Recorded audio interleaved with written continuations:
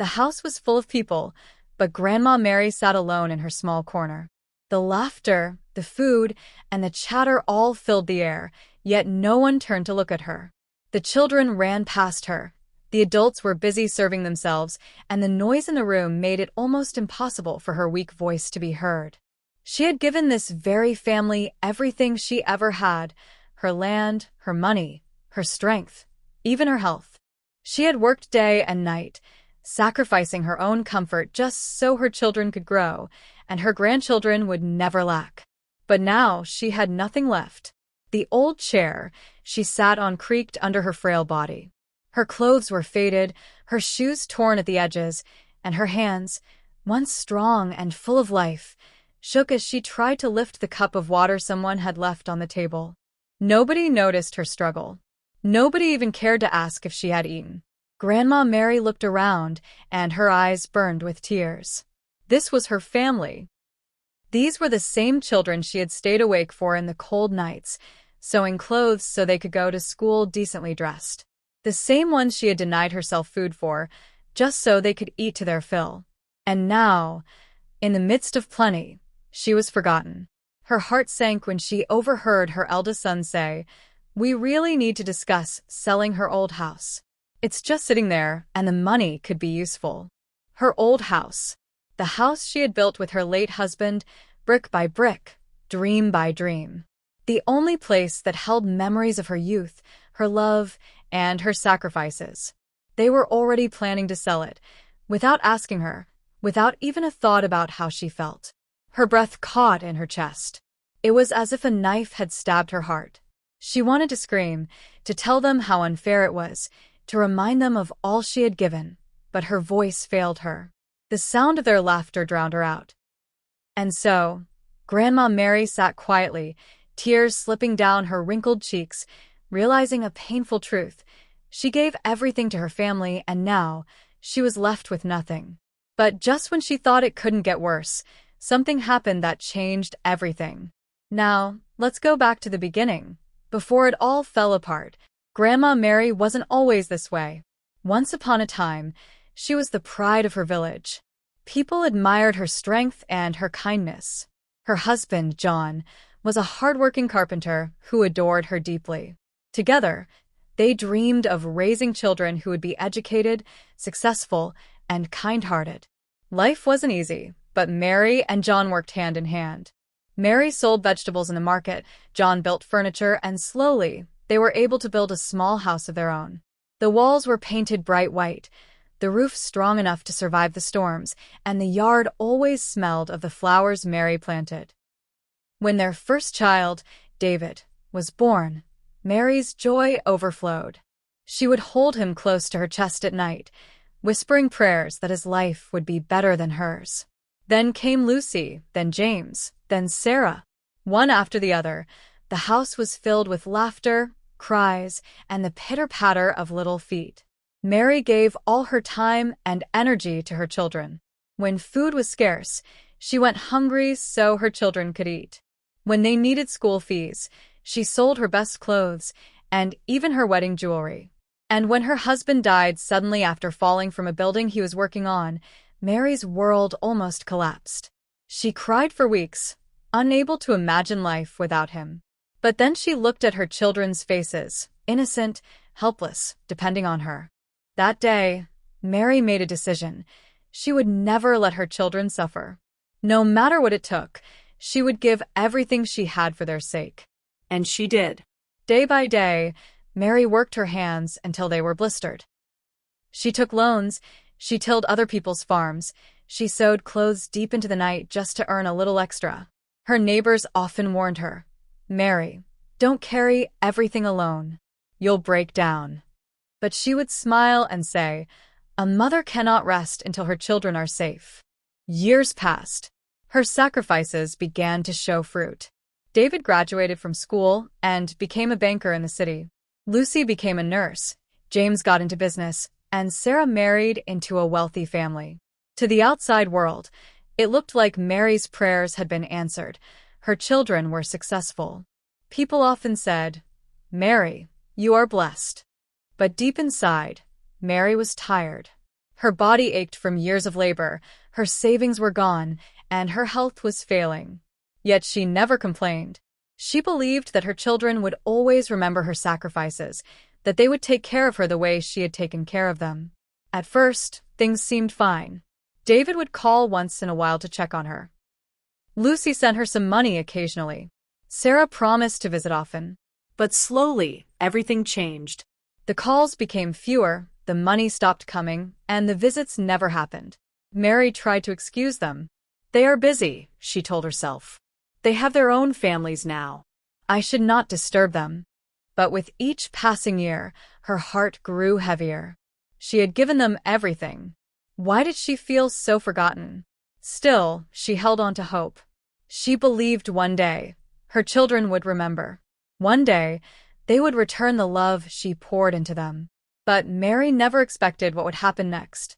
Because the very children she gave everything for were about to make a decision that would break her heart in ways she never thought possible.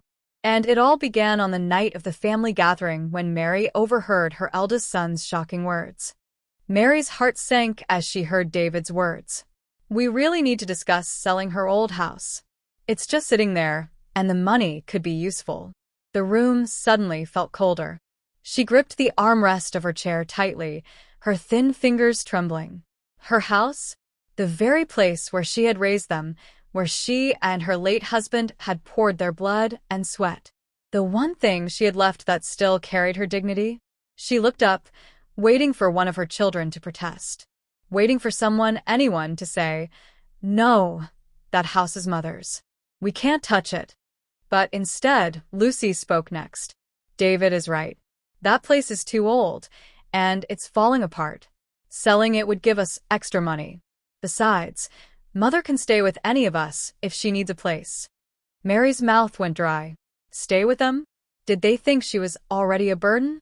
She glanced around the table at the faces of her children. They weren't cruel faces.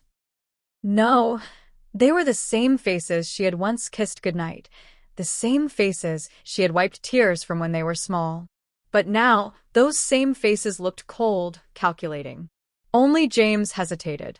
"But it's Mother's house," he said softly, almost like a whisper. "Shouldn't we ask her first?" Sarah rolled her eyes. "Oh, James, don't be so dramatic. She'll understand. It's for the good of the family." The good of the family. Mary wanted to scream. She wanted to tell them that she was the family, the very root of it all. That house wasn't just bricks and walls. It was her memory, her life. But the words stuck in her throat, swallowed by the noise of their chatter as they started discussing how much the house might sell for. Her vision blurred. She placed her cup of water back on the table with shaky hands, but no one noticed. They were too busy dividing what wasn't even gone yet. She felt like a ghost in her own home. The laughter continued. The clinking of plates and spoons filled the room, but inside, Mary's heart was breaking. She looked at the children and grandchildren running around, enjoying the food and drinks she had helped prepare. All her sacrifices, yet here she was, invisible. For the first time in her life, Mary began to wonder, did I do too much for them? Did I give so much that I forgot myself? The thought scared her. She shook her head, trying to chase it away. No, she had done what any good mother would do. She had given, she had loved, she had sacrificed. Surely, they couldn't be so ungrateful. Surely one day they would realize. But the heaviness in her chest refused to leave. Later that night, after everyone had eaten, Mary slipped quietly into her room. The house was noisy with her children laughing, telling stories, and making plans, but she sat on her small bed in silence. She could hear faintly the voices of David and Lucy talking in the living room about real estate agents. Her eyes fell on the small wooden box under her bed. With shaky hands, she pulled it out. Inside were old photographs, her wedding picture with John, the first day they moved into the house, the children's birthdays, Christmas dinners, their first day at school. She touched each photo, tears running freely down her face. "This is not just a house," she whispered to herself. "This is my life, my story.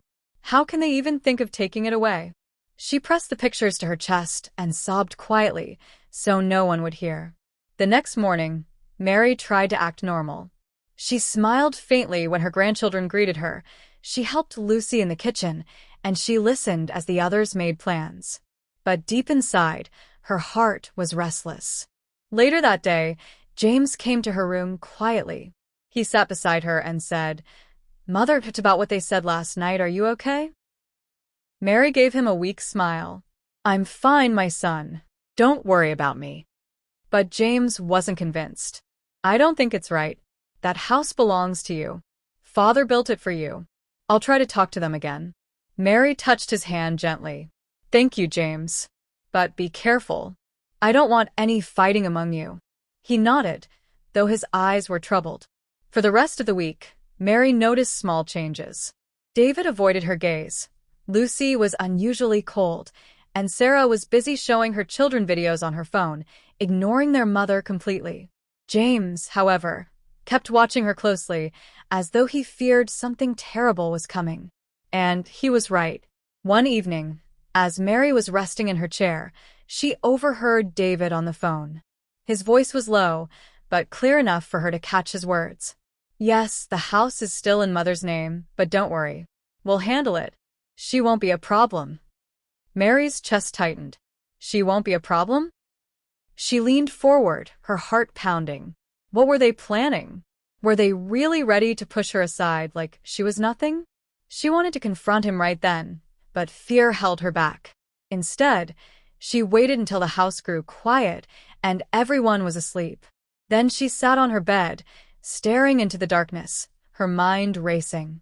For the first time in her life, Mary felt unsafe in her own family. She closed her eyes and whispered a prayer. "God, give me strength. Show me what to do. Don't let me lose everything." But before the night was over, something happened that made Mary realize her children's betrayal was far deeper than she ever imagined. Mary lay awake in the dark, her eyes wide open. "She won't be a problem." The words echoed in her ears like a drumbeat, refusing to leave her. What did David mean? Why did he speak about her as if she was an obstacle to be moved out of the way? She wanted to believe it was just a careless phrase, but something inside her told her otherwise. Her mind raced back through all her years of sacrifice, how she had worked her fingers raw so David could wear shoes to school, how she had gone without medicine just so Lucy could have textbooks, how she had stayed awake at night when James had a fever, rocking him until morning. And Sarah, how could Sarah, her baby, now look at her with such cold eyes? She clutched her chest. "Oh, John," she whispered into the silence, speaking to her late husband. "If only you were here, you would know what to do." The night dragged on, heavy with fear and confusion. At dawn, Mary stood by the window, watching the first rays of sunlight touch the trees. She looked tired, older than her years, but there was still a faint spark in her eyes. "I must protect what little I have left," she thought. That morning, James noticed her pale face. "Mother, you didn't sleep, did you?" he asked. Mary shook her head. "I've fine." But her voice was weak. He frowned. "Please tell me the truth. Did you hear what David said last night?" Mary's lips trembled, but she nodded. "Yes, James. I heard everything." James clenched his fists. "I knew it. They want to take the house, without your permission. That's why David keeps avoiding your eyes. And Lucy, she's the one pushing this plan. Mother, we can't let them do this." Mary looked at him sadly. "But what can we do, James? I am just an old woman. They don't even hear me anymore." James leaned closer. "Then I'll fight for you. If they won't listen, I'll make them." Mary placed her hand gently on his. "No fighting, my son. Promise me. I don't want my children tearing each other apart."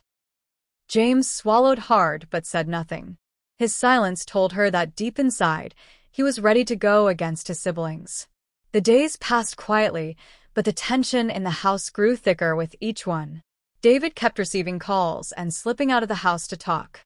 Lucy stayed glued to her laptop, typing endlessly. Sarah barely spoke to Mary at all.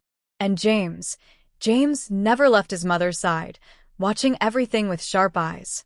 One afternoon, as Mary was tending to her small flower garden behind the house, she overheard Lucy and Sarah talking in low voices near the kitchen window. What if she refuses? Sarah whispered. She won't have a choice, Lucy replied coldly. David is already arranging the documents. Once it's done, she can't stop it. Mary froze. Documents? What documents? Were they planning to trick her into signing something? Her knees grew weak. She had to sit down on the grass to steady herself.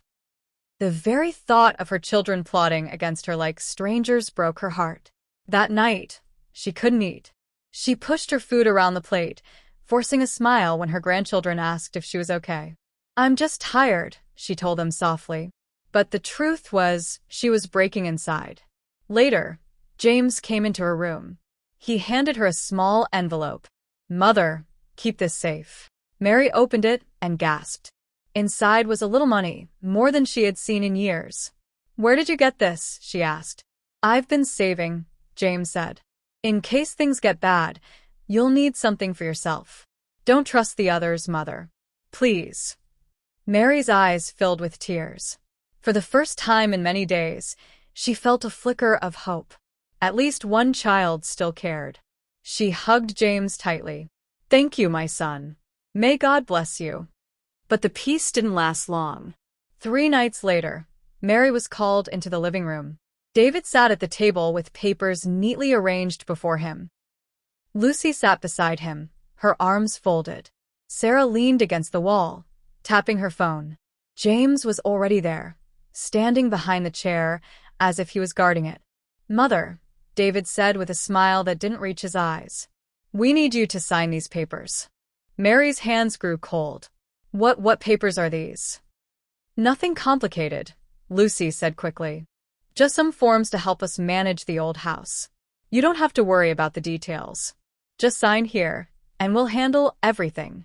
Mary stared at the papers. Something inside her screamed that this was wrong. She looked at James, and he shook his head slowly, his eyes burning with anger. Her heart began to race. She turned back to David. No. I will not sign anything until I know exactly what it is. David's fake smile disappeared. Mother, don't be difficult. It's for the good of the family. James exploded. Stop lying, David. You want to steal the house. These papers will transfer everything to your name, won't they? Lucy's face twisted with anger. James, shut up. You don't know what you're talking about. Yes, I do, James shouted. I've seen how you've been planning this. And I won't let you destroy Mother's life. The room grew tense. Sarah finally spoke, her voice sharp. James, don't act like you're the hero here. Mother has lived her life. It's time we use what's left for something useful. Mary's breath caught. Something useful? I am not dead yet. This is still my home. But before she could say more, David slammed his hand on the table. Enough. Mother, you will sign these papers tonight. Or else. His words hung in the air, heavy and threatening. Mary froze in shock. Her eldest son, the one she had given everything for, was now standing over her with fury in his eyes, demanding she surrender the last thing she owned. And in that moment, Mary realized the battle for her home and for her dignity had truly begun. The room fell into silence after David's words. Mary's hands shook as she gripped the edge of her chair. Her eldest son, the same boy she once carried on her back to school through the rain, was now standing before her, demanding she give up the last thing she owned. Her voice trembled. David, my son, is this how little I mean to you? David avoided her eyes. Mother, stop being dramatic. This isn't about you. It's about the family. That house is wasted just sitting there. Selling it will benefit everyone. Everyone except me, Mary whispered. James stepped forward, his fists clenched. Don't you dare threaten her again, David. If you try to force her, you'll have to go through me first. Lucy slammed her hand on the table. James, stop interfering. You've always been the weak one, clinging to Mother like a child. You're just jealous because David has the sense to lead this family. James's face turned red with anger. Jealous? No, Lucy. I'm ashamed. Ashamed that you can look at the woman who gave you life and treat her like trash. Mary's heart pounded as the argument grew louder. Sarah raised her voice too. James, don't pretend you're better than us. You haven't done half of what we've done for this family. Done for the family? James scoffed. Tell me, Sarah, what exactly have you done for Mother? You barely visit her. You barely talk to her.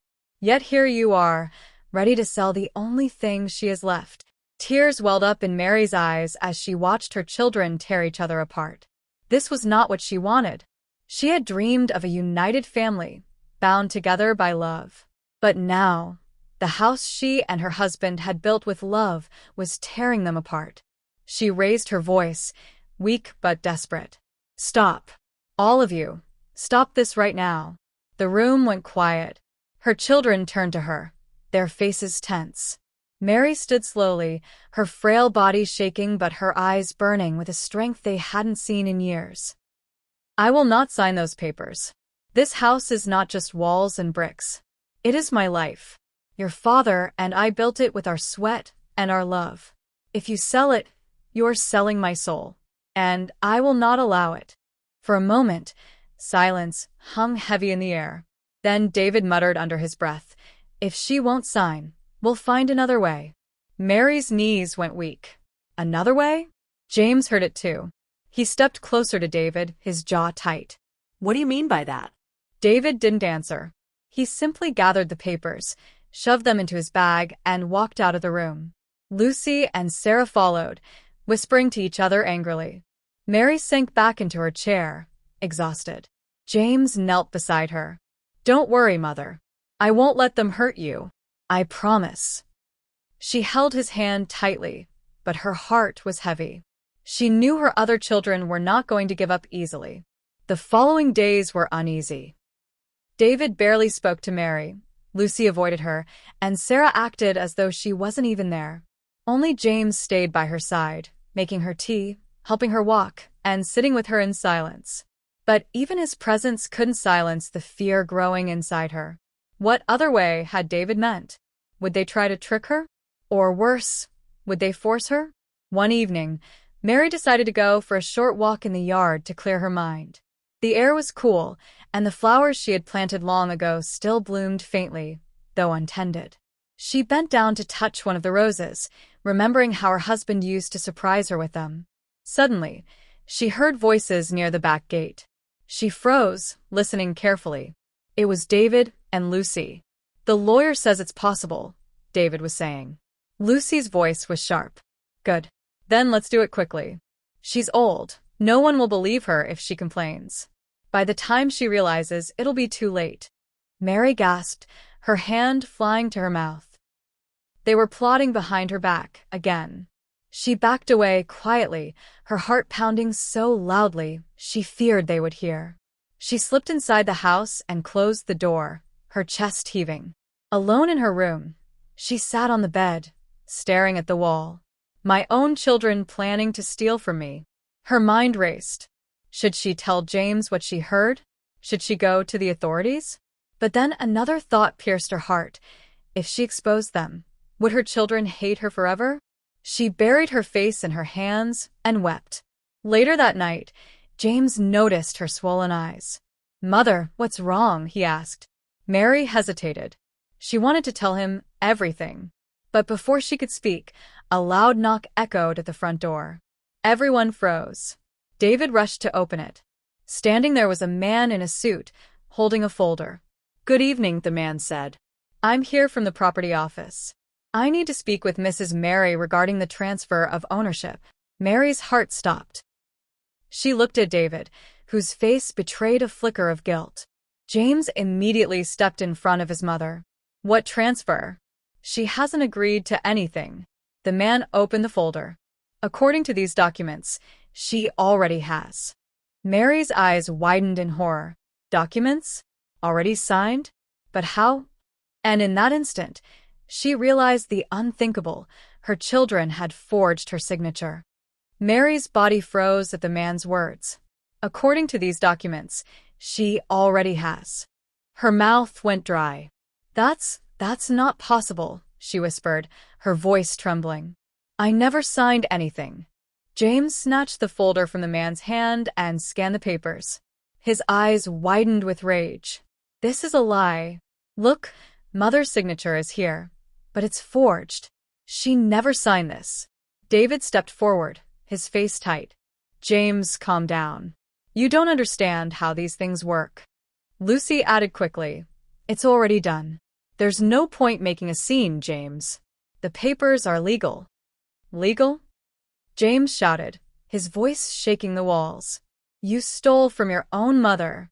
You forged her name. Do you hear yourselves? This is criminal. The room went silent for a moment, the man in the suit shifting uncomfortably. He glanced at Mary, who sat frozen in her chair, tears streaming down her face. Is this true, ma'am? The man asked softly. Mary opened her mouth, but no words came out. She looked at her children, David, Lucy, Sarah. Her heart screamed with pain. These were the children she had carried, fed, and loved. And now, they had done the unthinkable. James's voice broke through her silence. Tell him, Mother. Tell him you never signed anything. Mary swallowed hard. Her lips quivered as she spoke. I never signed. Not a single paper. Whoever brought you these documents lied. Lied in my name. Lied in my blood. The man closed his folder slowly. If that is the case, then this will be investigated. Forging a legal signature is a serious crime. David's face turned pale. Lucy's lips trembled. Sarah stepped back, her phone dropping from her hand. James pointed at them, his voice shaking with anger. You hear that? You were ready to betray her, to throw her away like garbage. And for what? Money? Greed? How could you? How could you do this to our mother? Mary broke into sobs. The weight of the betrayal crushed her chest. She held her head in her hands, rocking gently in her chair. For once, her guilty children had nothing to say. Their silence screamed louder than any words.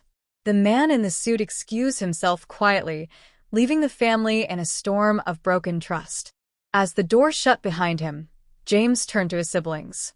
You've already taken so much from her, but I swear on my life, you will not take her home. Not while I breathe. Mary lifted her head slowly. Her eyes, swollen with tears, held both sorrow and strength. Do you know what hurts the most? She asked softly. It's not the papers. It's not the lies. It's knowing that the very ones I gave everything for would leave me with nothing.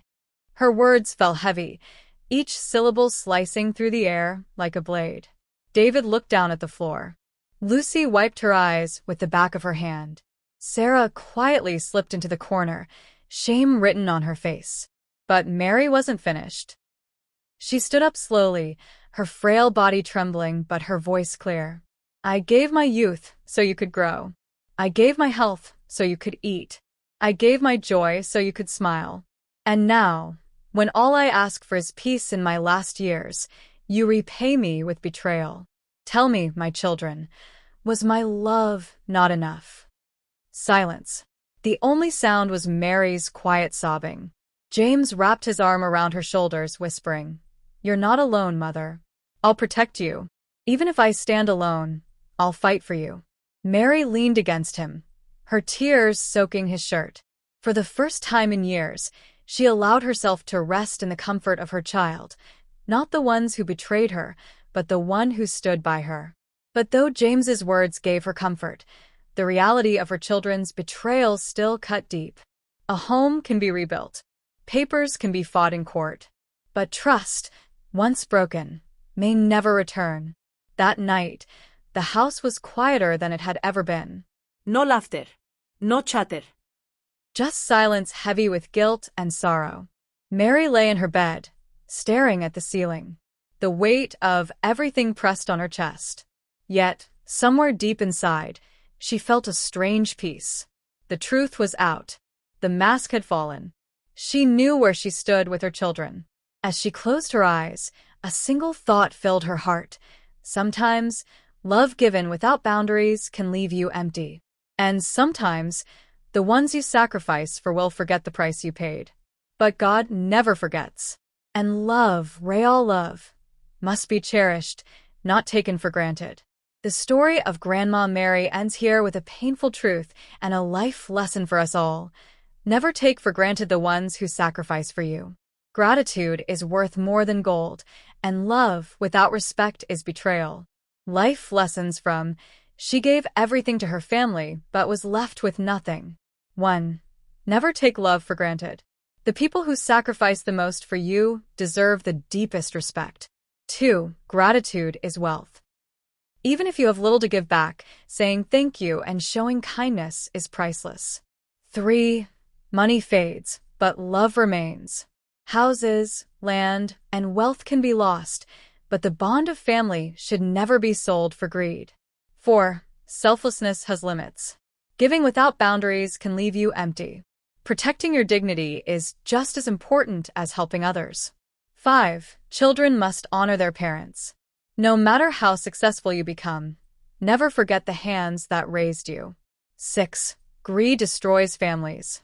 Fighting over possessions can turn siblings into strangers and children into enemies. 7. True love is loyalty. One child who stands by you in truth is worth more than 10 who betray you in comfort. 8. Sacrifices should be remembered. The sleepless nights, the hunger, the tears. Don't forget what your parents gave up for your happiness. 9.